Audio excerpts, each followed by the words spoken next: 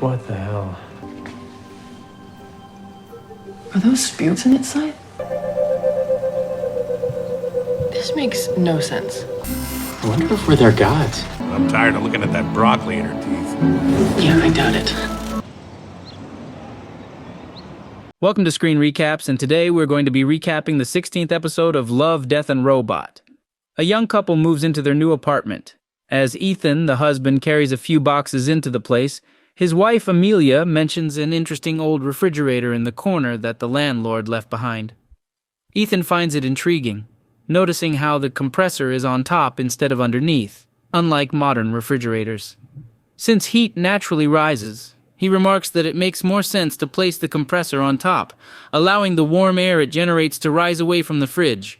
Amelia pays only minimal attention and simply nods. She then retrieves a bottle of wine and asks her husband if he'd like a drink. Ethan agrees and opens the old fridge to get some ice. The freezer is packed with frost, but he still manages to extract a small ice cube. The couple then raises their glasses for a brief toast. Before Ethan can take a sip of his drink, he notices something encased within the ice. He fishes it out of the glass and shows it to Amelia, asking her to confirm what's inside the ice cube. Amelia examines it closely and becomes just as astonished as her husband. To verify what she saw, Amelia grabs a magnifying glass for a closer inspection of the ice cube. They discover a tiny mammoth figurine with spears embedded in its body. Amelia wonders if there might be more of these, so she opens it. She promptly clears out the contents and is astounded by what she finds. In response, Ethan takes a look and marvels at the presence of an entire functioning medieval city within the freezer. Everything inside is in motion at a rapid pace, with miniature people going about their daily lives, seemingly unaffected by the two giants peering into their city. Amelia comments that what they're witnessing doesn't seem to make sense, and Ethan concurs. She goes on to identify it as an early medieval city. When Ethan mentions the extinction of woolly mammoths during the late Neolithic period, Amelia brushes it off, agreeing with her husband to mask her own uncertainty. Ethan buries the miniature mammoth in a pot of soil. He appears somewhat saddened by it, but Amelia lightens the mood by suggesting it might make for excellent fertilizer. Their curiosity gets the better of them, and they decide to check the freezer once more. To their amazement, everything has undergone a dramatic transformation within the freezer. What was once a medieval city has evolved into a modern metropolis during the Industrial Revolution. Factories and railways sprawl across the landscape, filling the sky with smoke. The couple realizes that only 10 minutes have passed for them, but it's been an entire era for the miniature inhabitants. He notices two tiny figures near a construction site and wonders if the residents see them as deities. These individuals are actually mocking them.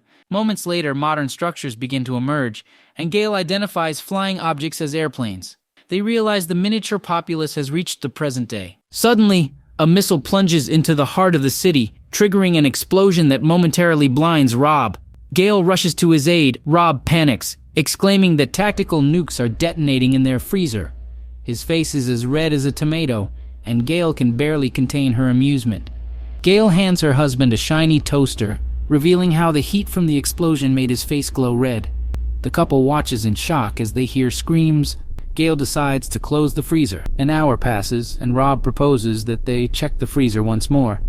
He hopes that the miniature people had an opportunity to rebuild their city, but Gale gently advises him to consider the possibility that they did not survive. Rob decides to open the freezer anyway. The freezer radiates with vibrant cities and soaring vehicles. Gale likens it to the Emerald City, but with a futuristic twist, featuring more advanced technology and fewer emerald hues. However, things take an unexpected turn as a colossal pyramid emerges in the heart of the futuristic city. It gleams brightly and draws power from the connecting bridges. Gradually, it transforms into a diamond-shaped fortress, enveloping the entire city before culminating in a dazzling burst of energy akin to a star's explosion. Streaks of light emanate from the epicenter, filling Rob and Gale's kitchen with a mesmerizing glow. The spectacular display captivates them both. Subsequently, the streaks of light return to the freezer, coalesce into a sphere, and vanish.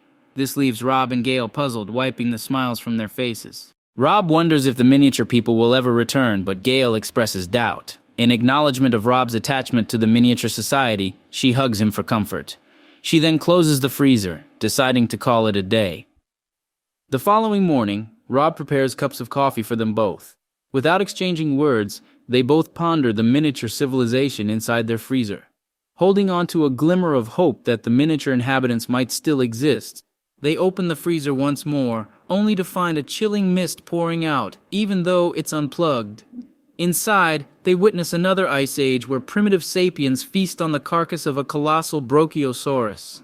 It seems that life inside the freezer has restarted. Suddenly, a roar signals the arrival of a Tyrannosaurus rex, causing the sapiens to scatter. One of them becomes trapped between the dinosaur's teeth, and the last sapien tumbles as the T-Rex closes in, preparing for the final strike.